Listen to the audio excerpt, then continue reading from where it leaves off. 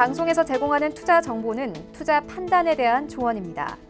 방송에서 제공하는 주식의 가치, 가격 상승 및 가격 하락에 대해서는 방송사에서 보장하지 않습니다.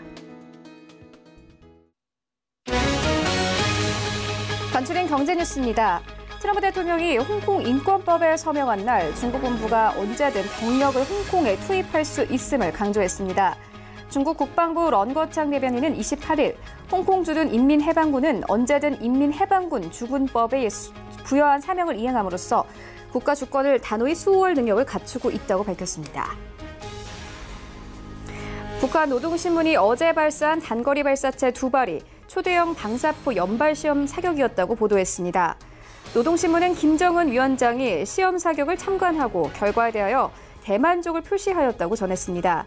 이에 대해 미국 국무부는 상황을 주시하고 있으며 그 지역의 우리 동맹과 긴밀히 상의하고 있다고 밝혔습니다. 한국은행이 오늘 올해 마지막 금융통화위원회를 열어 통화정책을 결정합니다. 지난 7월과 10월 잇달아 금리 인하를 단행해 역대 최저 수준인 1.25%까지 낮춘 만큼 일단 이번 금통위에서는 금리 동결을 선택할 가능성이 크다는 전망이 나옵니다. LG그룹이 구광모 회장 취임 2년차를 맞아 최고 경영자 5명을 교체하고 임원 106명을 새로 선임하는 인사를 단행했습니다. 이번 쇄신 인사로 이른바 세탁기 박사, 고졸 신화로 유명한 LG전자의 조성진 부회장이 물러나게 됐습니다. 후임 LG전자 최고 경영자로는 융합형 전략가로 꼽히는 권봉석 사장이 선임됐습니다. 네, 시청자 여러분 안녕하십니까? 출발 증시 와이드 1부 시작합니다. 최윤입니다. 어제 우리 증시 양지수 모두 하락하며 거래를 마쳤습니다. 코스피 시작은 2120선이 깨지면서 2110선까지 내려왔고요. 코스닥 시장의 상황은 더욱더 심각했습니다. 어제 코스닥 시장 1%가 넘게 빠지면서 640선 겨우 턱걸이하면서 마감이 됐습니다. 일단 어제 트럼프 대통령이 뉴욕 증시가 마감된 이후에 홍콩 인권법에 서명을 했다라는 소식이 우리 시장에는 악재로 작용이 됐는데요. 반면 외신 측에서는 미국과 중국의 무역 협상에 장애물이 되지 않을 것이다라고 분석을 하면서 아시아 증시 약보합권에 그쳤습니다. 반면 우리 증시 같은 경우에는 최근 코스피 시장에서 외국인들이 16거래 연속 매도하고 있는 상황이기 때문에 이 외부 악재에 민감할 수밖에 없습니다. 이와 함께 어제 우리 증시 지지부진한 흐름을 나타냈는데요. 이런 시장 상황들 오늘 출발 증시 와이드 1부에서 정확하게 알아보도록 하겠습니다. 네, 먼저 라이브 이슈 타임 준비되어 있습니다. 미국 소비자들이 블랙 프라이데이를 하루 앞두고 본격적인 쇼핑에 들어갔습니다. 함께 시장 영향 짚어보도록 하겠고요. 이어서 항암 효과 논란 속에서 동물용 구충제 관련주가 최근 시장에서 새로운 테마주로 부상하고 있습니다. 함께 주가 흐름 짚어보도록 하겠습니다. 네, 이어지는 월가 산책 시간에는요. 아시아가 식량 위기에 직면해 있습니다. 이 문제를 해결하기 위해서 중국 도시들이 농업 혁신의 허브가 될 가능성이 있다는 분석 나오는데 함께 시장 영향 짚어보도록 하겠고요. 이어서 어제 미국의 3, 4분기 GDP 성장률이 상향 조정됐죠. 함께 시장 영향 짚어보도록 하겠습니다. 출발 증시 와이드 1부 지금 출발합니다.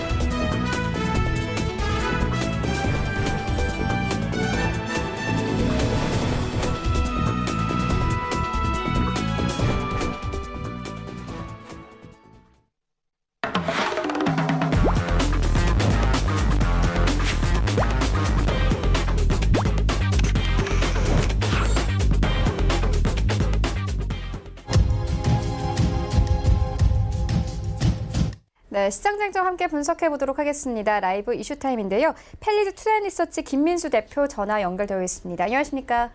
네, 안녕하십니까? 네, 먼저 첫 번째 이슈부터 시작을 해보도록 하겠습니다. 미국 소비자들이 블랙 프라이데이를 하루 앞두고 본격적인 쇼핑에 들어갔습니다. 땡스 기빙데이에 사실상 좀 대규모 할인 판매에 들어감에 따라서 소비자들이 벌써 지갑을 열기 시작했는데요. 관련해서 어떻게 보고 계십니까? 네, 지갑을 열 시기죠. 네. 앵커님도 이번에 지갑 좀 여셨습니까? 코리아 세일 페스타라고 하는데요.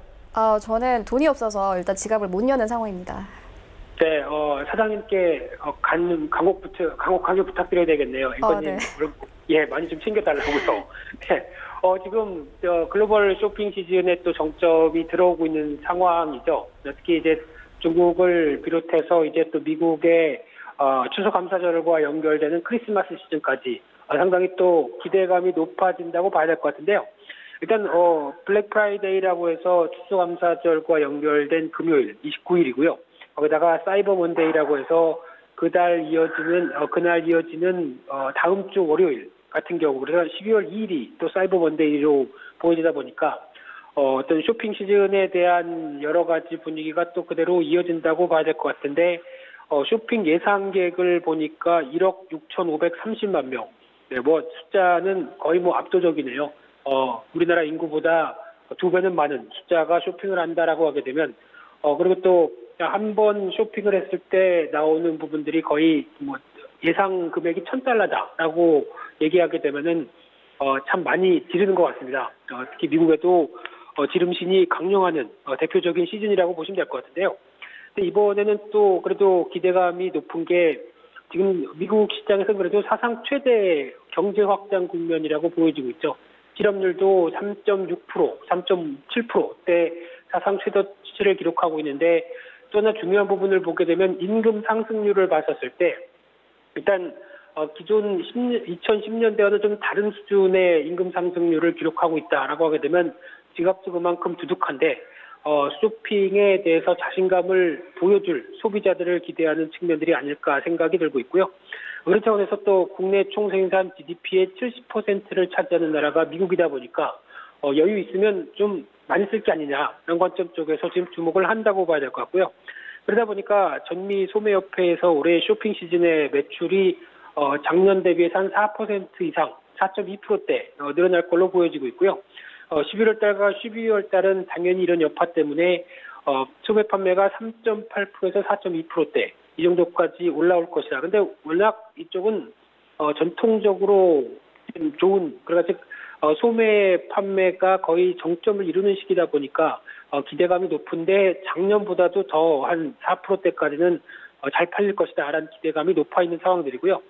특히 미국의 투자은행 같은 경우는 5%는 훨씬 넘길 것이다, 이런 식으로 나오고 있는데, 뚜껑은 열어봐야 되겠죠. 그만큼 기대감이 높은데, 반대로 유통업체별 시각을 보게 되면 좀 다릅니다.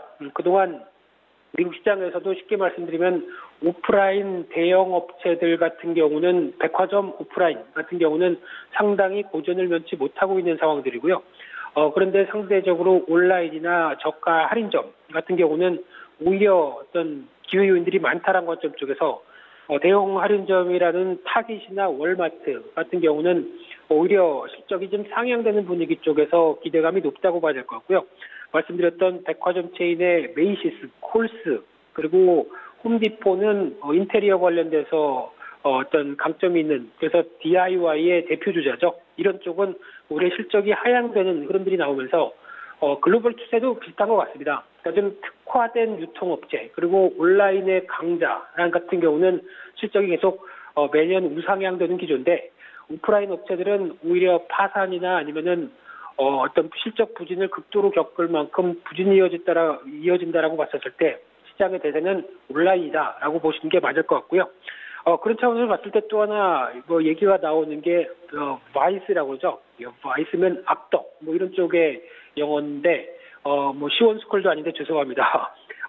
그 바이스 지수라고 얘기를 하는데, 보통 이제 술이나 도박, 보석 같은 지출 동향에 대해서 얘기를 하고 있는 쪽인데, 이런 쪽에서 지표를 삼으면서 이제 개인의 여유 자금이 어떻게 사용되느냐, 특히 돈을 쓰고 쓰다가 이제 그래도 돈이 남네, 그러면 좀 어떤 유흥의 끝판왕까지 가보자라는 생각이 들면서 좀 더 공격적인 어떤 소비까지 이어지죠. 그랬을 때 나오는 지수를 봤었을 때 생각보다 이런 쪽으로는 나오지 않는다는 관점 쪽에서 9월 달이 23년 만에 최저 수준이라고 합니다. 즉 소비자들의 소비 패턴이 좀 건강해졌다고 표현을 해야 될까요?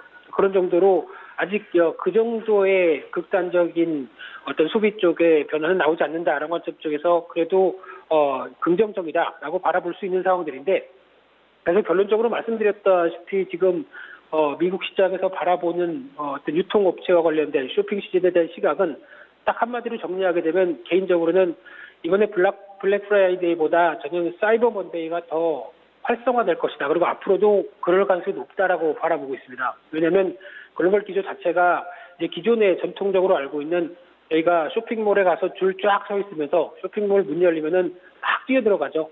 그런 어떤 쇼핑런이라고 할 수 있을 정도로 움직이는 단계는 이제 좀 지나갔다고 봐야 될 것 같고요. 오히려 할인율이나 그리고 또 직접 어떤 배송을 받을 수 있는 좀 편리함들 이런 쪽으로 봤을 때 오히려 온라인에 대한 시각들이 좀 더 커질 수 있다라고 바라보면서 사이버 먼데이 때 나오는 시장의 영향이나 아니면 매출의 영향력이 더 크다라는 관점 쪽에서 이제 앞으로의 대세 흐름들을 바라봐야 될 것 같습니다. 네, 알겠습니다. 그리고 방금 나온 소식에 따르면요. 10월에 생산 소비 투자가 모두 감소했습니다. 8개월 만에 트리플 감소인데요.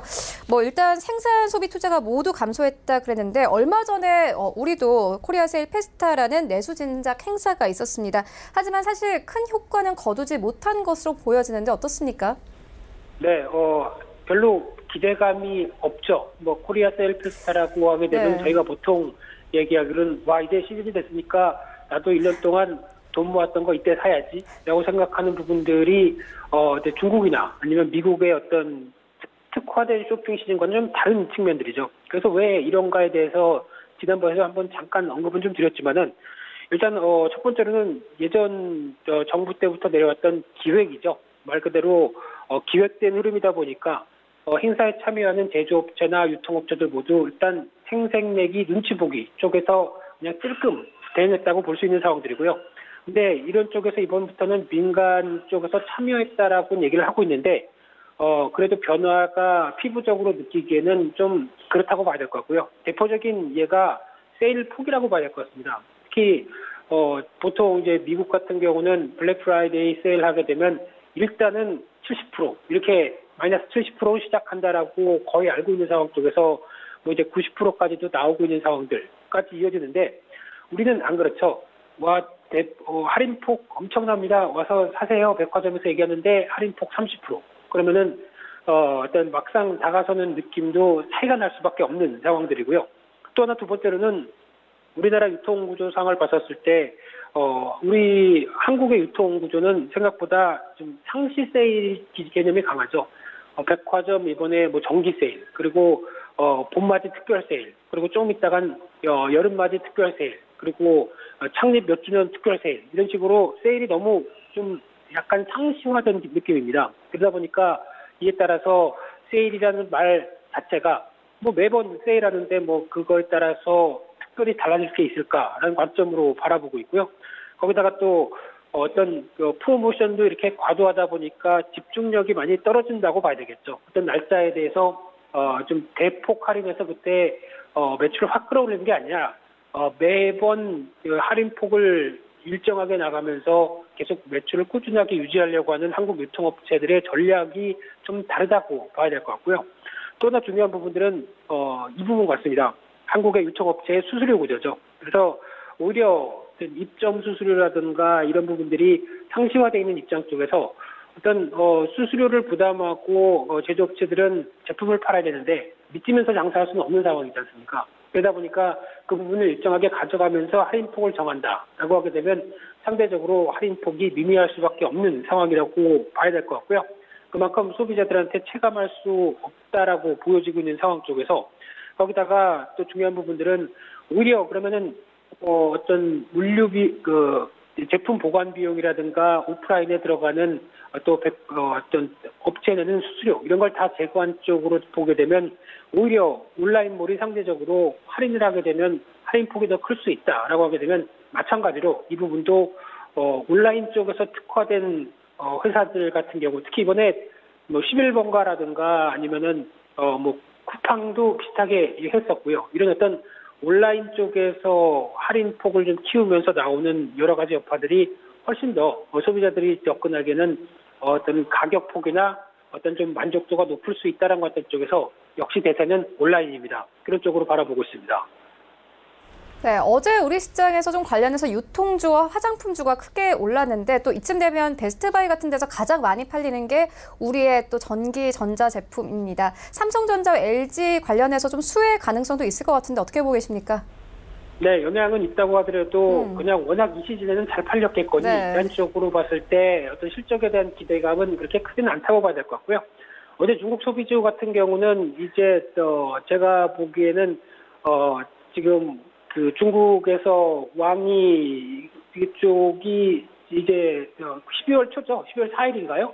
예, 방한하는 부분들 때문에 아무래도 기대감이 선 반영되면서 움직이는 측면들이 높다라고 보여지고 있는데요. 그런 관점 쪽에서 봤었을 때 일단 가장 그래도 국내 업체들이 수혜를 볼 수 있는 쪽은 다 아시는 것처럼 TV나 가전, 스마트폰 같은 IT고요.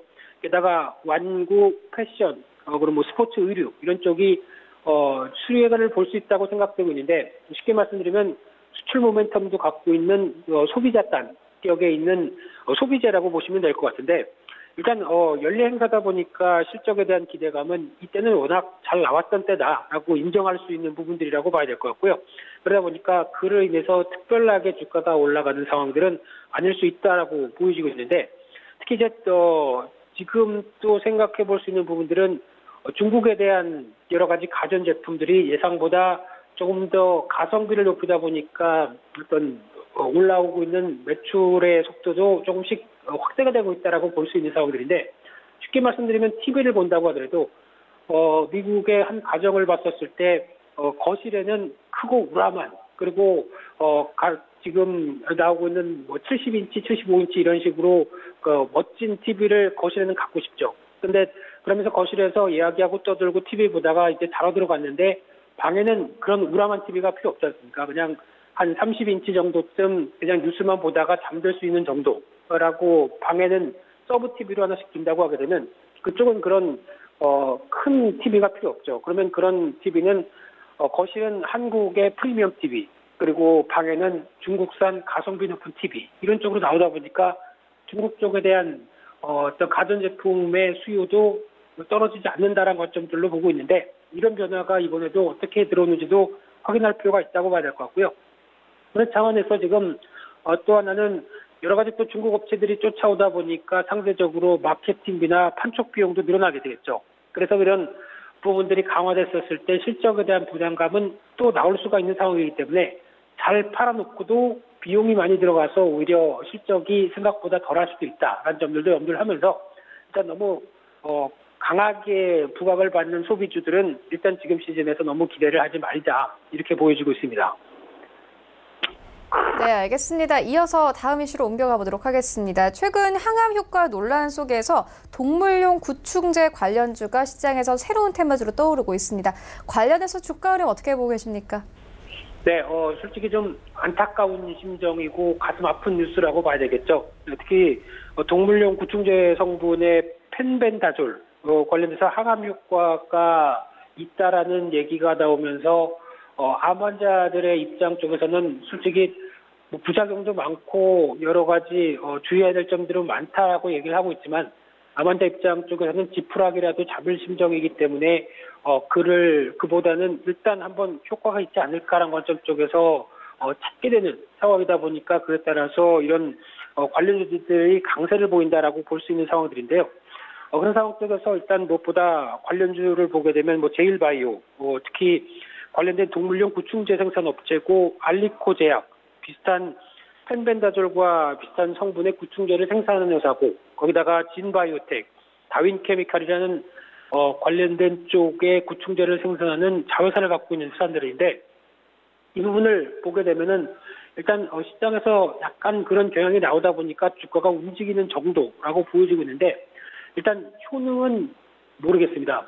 지금 어떤 실증적인 방법, 그러즉 내가 먹어봤더니 효과가 있더라라는 쪽에 대해서 얘기가 나오다 보니까 영향을 끼치는 정도인데 아직 이에 대해서는 어떤 민간요법도 아니고요. 그런 관점 쪽에서 봤을 때 효능이 나올지는 저도 아직은 잘 모르겠고 아직 임상 데이터나 이런 것들을 확인하기도 좀 힘든 상황이라고 봐야 될 것 같은데 게다가 가장 중요한 거는 저희가 바라볼 부분들은 기업들의 과연 이런 쪽으로 인해서 실적이 좋아질 것인가라는 부분들이겠죠. 그래서 관련된 회사들의 실적 흐름들이나 아니면은 이에 따라서 변화가 나올 부분들을 생각한다라고 봤을 때 특히 대표적으로 제일바이오 같은 경우는 연간 순이익이 한 10억대 정도가 되는 회사인데 벌써 이런 뉴스 때문에 시가총액이 1,000억까지 넘어갔다라고 하게 되면 비싸도 좀 많이 비싸다고 봐야 되겠죠. 그런 관점 쪽에서 아직 이를 통해서 입증할 수 있는 변화나 효능에 대해서는 좀 더 연구가 필요한 부분들이고 그에 따라서 실적 효과가 실질적으로 기업들에서 차지하는 비율들이 그렇게 크지 않다라고 하게 되면 말 그대로 그냥 기대감에 떠오르는 테마주 정도로만 생각하셨으면 좋겠고요. 지금 주가 흐름에 대해서 추격 매수하는 것은 반대라고 생각됩니다. 네, 알겠습니다. 이어서 카카오 짚고 가도록 하겠습니다. 대표님께서는 카카오에서 이모티콘 많이 쓰시나요? 이모티콘을 별로 안 쓰다 보니까 아재톡입니다. 죄송합니다. 저는 얼마 전에 이 펭수 이모티콘을 구매를 했는데 최근 좀 소비자들이 이모티콘도 구입을 많이 하고 톡보드나 금융 사업에 대한 기대감이 계속 높아지고 있는 상황입니다. 카카오의 주가 흐름은 어떻게 보고 계십니까? 네, 펭수 귀엽죠. 네, 앵커님처럼 귀여운 미모를 닮고 있는 상황이라고 봐야 될 것 같은데요. 네, 근데 지금 흐름을 봤을 때 카카오 같은 경우는 단 한마디로 말씀드리게 되면 개인적으로 앞으로 지금 가격대 대비해서 주가가 추가적으로 강하게 상승할 수 있는 대표적인 종목이다라고 말씀드리겠습니다. 그래서 조정 시에는 결론적으로 말씀드리게 되면 비중을 확대하시는 전략 쪽으로 나가는 게 맞겠다라고 말씀드리고 싶고요. 일단 플랫폼 관련주입니다. 쉽게 말씀드리면 우리나라의 플랫폼 관련 쪽으로 해서 미국 시장에서 한번 대세로 이끌어냈던 측면들이 있죠. 특히 미국 관련된 쪽의 시장에서 나스닥을 비롯한 여러 IT 기업들이 상승세를 이끌어가는 과정 쪽에서 플랫폼 관련된 쪽의 성장성들이 이미 나오기 시작하면서 변화가 나왔다라고 하게 되면 대표적인 카카오도 그런 흐름들로 플랫폼 관련 쪽의 성장성이 부각된다고 봐야 될 것 같고요.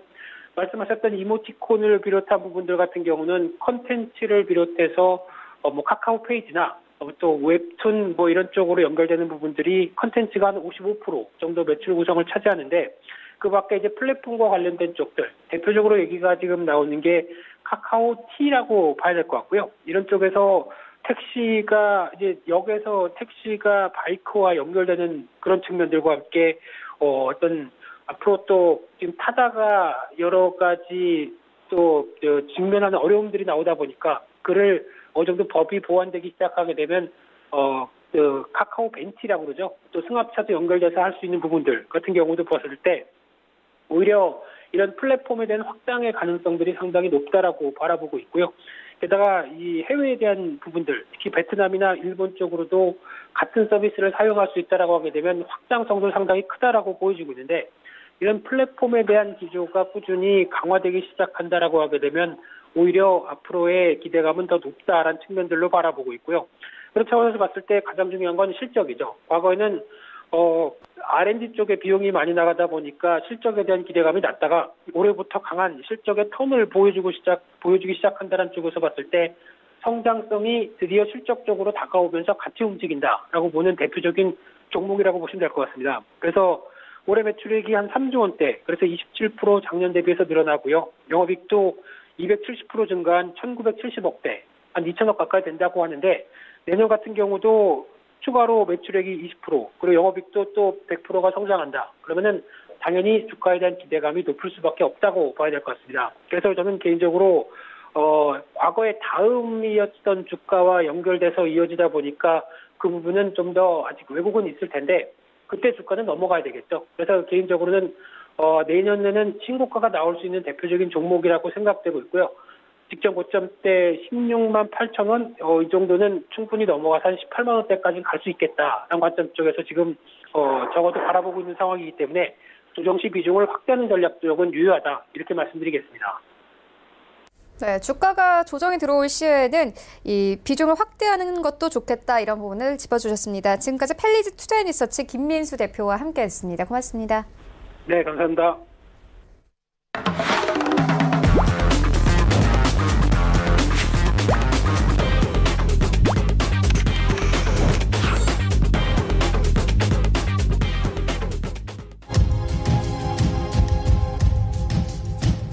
네, 글로벌 이슈 체크해 보도록 하겠습니다. 월가 산책 시간인데요. KTB 투자증권 이성훈 과장 전화 연결되어 있습니다. 안녕하십니까? 네, 안녕하십니까? 네, 먼저 첫 번째 이슈부터 시작을 해보도록 하겠습니다. 아시아가 식량 위기에 직면해 있다 이런 보도가 나오고 있는데 이 문제를 해결하기 위해서 중국 도시들이 농업 혁신의 허브가 될 가능성이 있다 이런 분석까지 함께 나오고 있습니다. 관련해서 좀 자세하게 짚어봐 주시죠. 네, KTB 투자증권 이성훈 과장 전화 연결되어 있습니다. 안녕하십니까, 과장님? 네, 안녕하십니까? 네, 첫 번째 질문을 드렸는데 다시 한번 좀 질문을 드리도록 하겠습니다. 최근 아시아가 이 식량 위기에 직면해 있다 이런 뉴스가 나왔습니다. 관련해서 이 문제를 해결하기 위해서 중국 도시들이 농업 혁신의 허브가 될 가능성이 있다 이런 분석 나오고 있는데요. 자세한 내용 좀 짚어주시죠.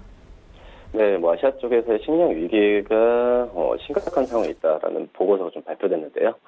이 문제를 해결하려면은 앞으로 10년 동안 8천억 달러, 우리나라 돈으로 944조가 더 필요할 것이라는 보고서가 나와주고 있습니다. 우선 지난주 나온 아시아 식량 문제 보고서에 따르면 이 아시아가 식량에 쓰는 지출이 올해 4조 달러에서 2030년에 8조 달러가 넘어 거의 10년 동안 2배가 넘을 것으로 좀 전망을 한 현재 상태라고 볼 수 있겠고요. 우선 그 CNBC에 따르면은 이 프라이스 워터 하우스 쿠퍼스 그리고 라보방크 테마성에 내놓은 이번 공동 보고서는 에서 좀 발췌한 내용인데요.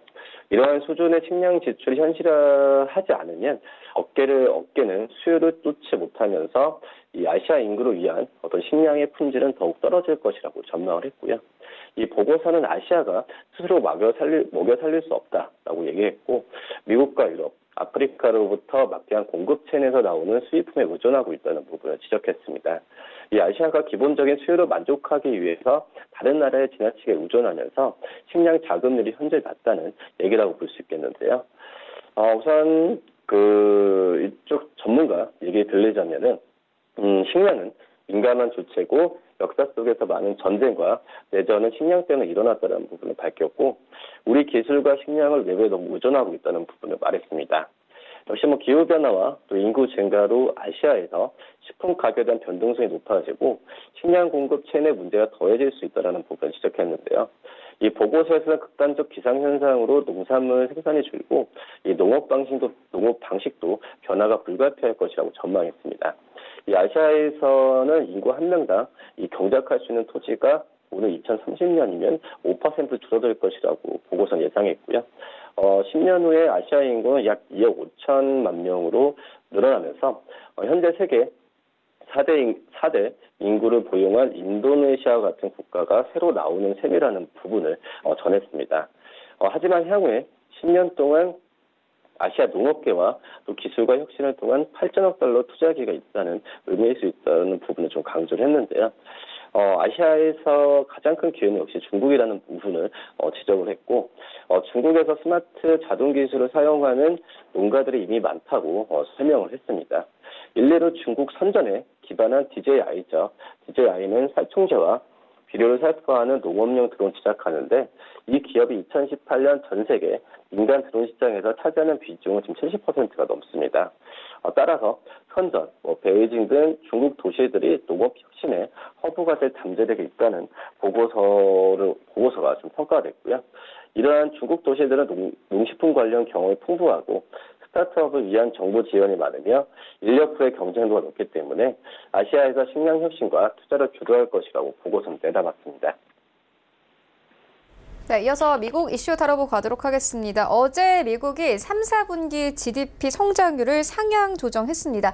관련해서 시장 영향은 어떻게 보고 계십니까? 네, 우선 미국이 3분기 GDP 성장률 상향 조정됐는데요. 우선 재고 투자가 예상보다 늘어난 부분이 가장 크고요. 그러나 미국 성장을 떠받치는 소비는 좀 둔화도 지금 보이고 있어서 또 여기에도 기업 투자도 여전히 하락세여서 전망은 밝지만 않다라고 볼 수 있겠습니다. 아직도 혼란 속을 헤매고 있는 미국과 중국의 무역 협상에 대한 불확실성 역시 미국 경제 전망에 그림자를 드리고 있는데요. 이 월스트리트저널 같은 외신에 따르면은 상무부 발표가 미국 경제가 우려와 달리 3분기에도 제법 탄탄한 성장을 이뤘음을 보여줬고 4분기 들어서도 소비 지출과 내구재 주문이 증가세를 이어가 성장률 역시 큰 폭으로 하락하지는 않을 것임을 예고했습니다. 우선 GDP 성장률은 GM의 40일에 거친 파업, 또 보잉의 737 맥스 운행 중단 여파 등에도 불구하고 예비치를 웃돌았는데요. 이 상무부가 발표한 3분기 미국 GDP 성장률 확정치는 예비치 1.9%를 0.2% 웃도는 2.1%로 상향 조정했습니다. 주로 재고 투자가 늘어난 덕인데 이 기업의 재고 투자는 예상보다 매출이 좋지 않을 때 늘어나기도 하지만 매출 증가를 대비해 재고를 확보할 때도 늘어납니다. 이 연말 대목을 앞두고 기업들이 매출 확대를 대비하면서 재고를 늘렸을 가능성이 높은데요. 그러나 전망이 장밋빛은 아닙니다. 미국 경제가 벼랑 끝으로 떨어지지 않을 것임을 예고하고 성장률 상향 조정의 의미에 대한 확대 해석을 좀 경계했습니다. 대신에 지금 전 세계 사업 생산 둔화 그리고 지속적인 무역 정책 불확실성, 또 소득 증가세 냉각 등의 모든 상호 활동 둔화를 가리키고 있다는 부분 지적했고요. 2분기 이후에 미국 성장 버팀목이 되고 있는 소비 역시 모멘텀 둔화 조짐이 나타나고 있는데 이 상무부 발표에 따르면 10월에 미국 소비 지출이 0.3% 증가했지만 주로 전기, 가스 또 지출이 늘어난 것이 소비 지출 확대를 이끌었다고 볼 수 있겠습니다. 실질적인 소비 지출 확대는 없었음을 뜻하는 거라고 볼 수 있겠는데요. 우선 자동차 같은 이 내구 소비재 지출은 10월 들어 감소했고 이 소비를 뒷받침하는 가계소득 역시 증가하지 않았습니다. 여기에 더해서 소비 심리는 약화하고 있는데 컨퍼런스 보도가 발표한 11월 소비자 질레지수는 하락세를 나타내면서 넉 달 연속 내림세를 보였습니다. 또 이제 개인 소비 지출 역시 증가세를 이어가긴 했지만 탄력이 크게 줄고 있음을 보여줬고요. 2분기 때 4.6% 증가했던 이 개인 소비 지출이 3분기 증가율이 연율 기준 2.9% 또 떨어졌습니다. 지난해 중반 이후 내리막길을 걷고 있던 기업 투자는 회복될 기미가 없는데 이 소프트웨어와 또 R&D, 또 장비 등에 대한 기업 투자를 일컫는 기업의 비거주 고정 투자는 2분기 1% 감소세에서 3분기에는 감소세가 2.7% 확대됐습니다.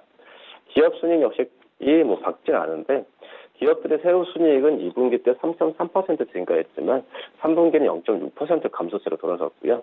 이 기업 순이익 악화가 지속되면 고용이 둔화되거나 나아가 감원으로 이어질 수 있습니다. 이렇게 되면 미국 경제 활동의 3분의 2 이상을 차지하는 성장 버팀목인 소비 지출이 타격을 입을 수 있다. 이렇게 좀 정리할 수 있겠습니다. 네, 알겠습니다. 이어서 세 번째 이슈로 옮겨가 보도록 하겠습니다. 지난해 바닥을 친 커피 원두 가격이 최근 6주간 26% 넘게 상승했습니다. 이와 함께 커피 선물값 역시 상승세를 나타내고 있는데요. 이유 어디에 있습니까? 네, 우선 커피 주산지죠. 이 중남미, 특히 이제 고급 커피 원두인 아라비카 커피 주요 생산국인 온드라스의 극심한 가뭄이 들면서 수확이 급감하고 있는 게 가장 크다라고 볼 수 있겠고요. 지난주에만 이 IC 선물거래소에서 이 커피 선물 가격은 11% 폭등하면서 최근 한 달 가까이 20% 넘게 뛰었습니다. 지난달 중순에 파운드당 93센트 하던 선물 가격 지금은 1.157달러까지로 뛰었는데요. 여기 직접적인 배경은 커피 재고 감소입니다. 이 IC 창고들의 보관 중에 커피 재고는 최근 수주일간 7만 8천 포대가 줄었고요. 이 커피 수확이 줄어든 게 원인으로 무엇보다 커피 선물 가격을 좌우하는 이 온두라스의 아라비카 커피 생산이 줄어든 것이 무엇보다 컸습니다. 세계 3위 아라비카 생산국인 온두라스의 극심한 가뭄이 커피값을 끌어올린 것인데요. 주로 중남미에 생산되는 아라비카는 로부스타 품종에 비해서 좀 맛이 더 달고 부드러운 곡으로 대접받고 있는데 이 온두라스의 경우에는 생산 규모가 전 세계 아라비카 생산의 10%에도 못 미치지만 이 커피 가격을 정하는 데 핵심적인 기준이 되는 곳입니다. 우선 아라비카 커피 같은 온두라스산 이 아라비카 커피는 이 IC가 인증한 핵심 커피 상품으로 생산 규모에 비해서 커피 선물 가격 결정에 상당한 영향력을 갖고 있고요. 게다가 온두라스만이 아닌 브라질, 페루 같은 다른 아라비카 생산국 역시 이전보다 더 큰 강수량으로 작황이 좋지 않은 상태입니다. 이 유엔 협약에 따라서 만들어진 정부 간 기구인 이 국제 커피 기구는 지난달 2019에서 2020 마케팅 연도로 봤을 때 전 세계 커피 생산이 전년 대비해서 0.9% 줄어든 1억 6,740만 포대가 될 것으로 작황을 하향 조정한 바 있고요. 이 ICO는 특히 아라비카 생산 감소폭이 클 것이라면서 아라비카 생산 규모가 전년 대비해서 2.7% 감소한 95,068만 포대에 그칠 것으로 전망했습니다. 이는 2015에서 2016년 마케팅 연도 이후의 최저 수준이고요. 이 공급이 감소하는 것과 대조적으로 아시아 태평양 지역을 중심으로 커피 수요는 늘고 있습니다. 아시아 태평양 지역은 2019에서 2020년 수요가 3% 늘고 유럽 역시 커피 수요가 1에서 2% 더 확대될 것으로 ICO는 좀 예상했고요. 한편 선물 시장에서는 커피 가격 하락 대칭이 눈에 띄게 줄고 있다고 얘기를 했고, 미국 상품 선물 거래위원회에 따르면은 이 헤지펀드를 비롯한 투자자들의 매도 포지션은 7월 이후에 가장 적은 47,899건 계약에 좀 그쳤다라고 볼 수 있겠습니다. 그런 상태에서 커피 선물 가격은 당분 상승세가 지속되지 않을까 이렇게 좀 평가를 받고 있습니다. 네, 그리고 최근 자동차 시장의 변화도 포착되고 있습니다. 아우디가 전기차 시대로의 전환을 대비하기 위해서 향후 5년간 9,500개 일자리 감축안을 내놓았습니다. 이 전망 어떻게 보십니까? 네, 아우디는 이번 주 성명을 통해서 글로벌 수요 악화와 수익 증대 목표 달성을 위해서 9,500개의 일자리를 제거하는 구조조정을 시행한다고 밝혔는데요. 일자리 감축 규모는 전체 직원 수 91,600명의 약 10%에 해당하는 수준이고요. 아우디는 일자리 감축을 통해서 오늘 2029년까지 60억 유로를 절감할 수 있을 것으로 지금 기대하고 있습니다. 이번 구조조정 계획에는 인력 해고가 수반되지 않고 인력 구조 회전율 증대를 통해서 비용 절감 목표를 달성한다는 밝히는데요. 글로벌 자동차 업계는 최근의 수요 악화와 이 디젤차 스캔들에 따른 강력한 환경 규제 등이 겹치면서 전기차 생산 개발 비용의 증가로 어려움을 겪어왔는데요. 아우디는 특히 모회사인 폭스바겐의 디젤차 스캔들에 연루되면서 명성에 심각한 타격을 입은 상태입니다. 올 3분기 말 기준 아우디의 자동차 생산량은 전년 동기 대비해서 6% 감소한 140만 대를 기록했고 판매액은 413억 유로로 전년 동기 대비해서 6.6% 감소했는데요. 아우디 CEO죠. 이 프랑크 쇼트 같은 경우가 이 격변의 시기를 겪고 있는 아우디가 더 효율적이고 민첩한 조직이 될 수 있도록 한 결정이라고 좀 밝혔고요. 이를 통해서 생산성을 높이고 경쟁력을 한층 강화해 나갈 것이라고 설명했습니다.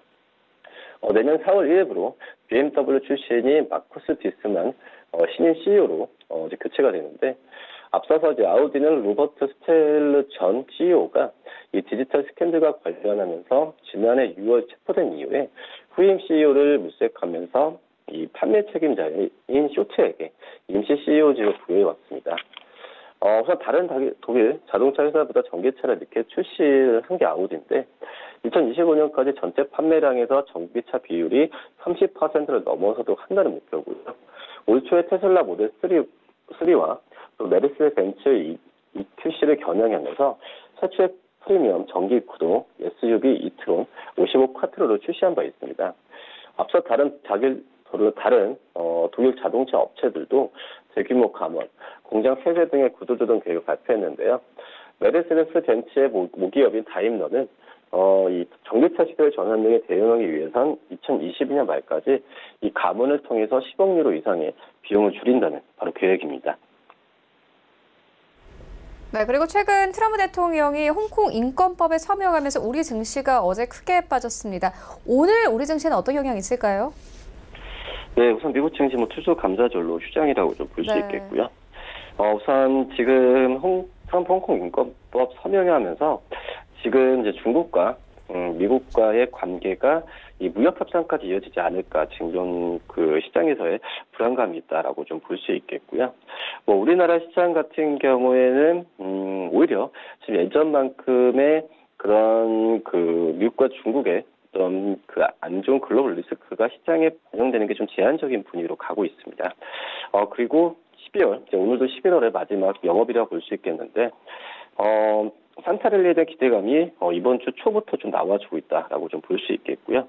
그렇기 때문에 지금 시장 같은 경우는 긍정적으로 바라봐도 괜찮지 않을까 지금 생각이 좀 되고 있고, 뭐 추후에 봤을 때도 기업들의 성장률 같은 경우가 이제 뭐 4분기 실적에 대한 부분에서 전망치가 나와주고 있는데, 이 업종별로 종목별로 차별화된 움직임을 갈 가능성이 크기 때문에 오히려 지금 그 시장을 중심적인 것보다도 이 종목별로 시장을 더 바라보는 게 낫지 않을까 이렇게 좀 생각이 됩니다. 네, 알겠습니다. 지금까지 KTB 투자증권 이성훈 과장과 함께했습니다. 고맙습니다. 네, 감사합니다. 네, 1부는 여기서 모두 마치도록 하고요. 잠시 후 2부에서는 전문가들과 함께하는 종목 라이브쇼 라이브 매매타임이 이어집니다. 꼼꼼하게 살펴봐 드리겠습니다. 채널 고정해 주시고요. 저희는 잠시 후 2부로 다시 찾아오도록 하겠습니다.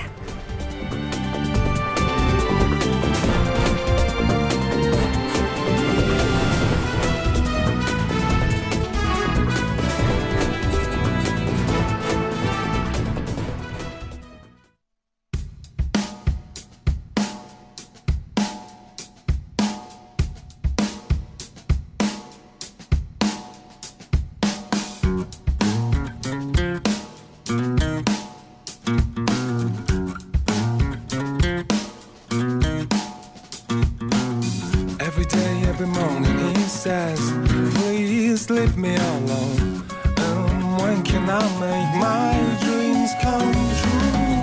Later, later, don't call in love, please. I feel like you are really torturing me. Later, later, don't say a word to me. I feel like you are driving me crazy.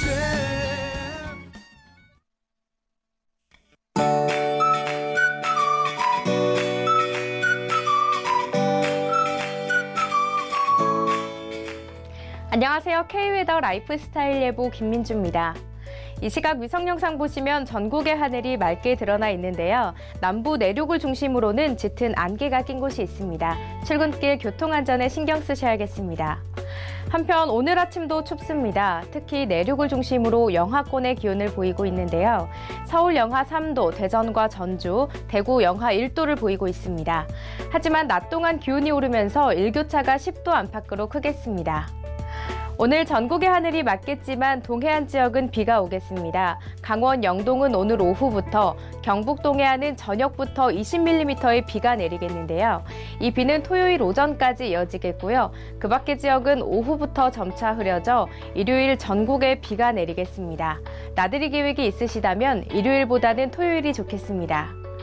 오늘은 바람만 부근에서 북동진하는 고기압의 영향을 받다가 그 가장자리에 들겠습니다. 다음은 자세한 지역별 날씨입니다.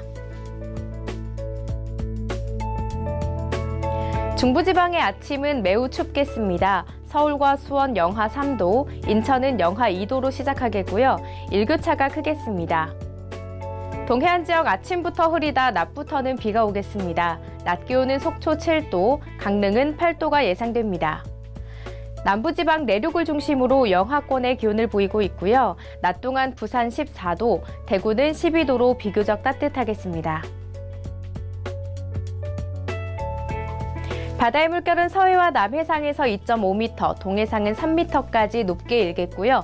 동해상으로는 비나 눈이 오겠습니다. 일요일 전국에 내리는 비는 월요일에 대부분 그치겠지만 충남 서해안과 전라 서해안은 수요일까지도 길게 이어지겠고요. 다음 주 화요일부터는 본격적인 추위가 찾아오겠습니다. 날씨였습니다.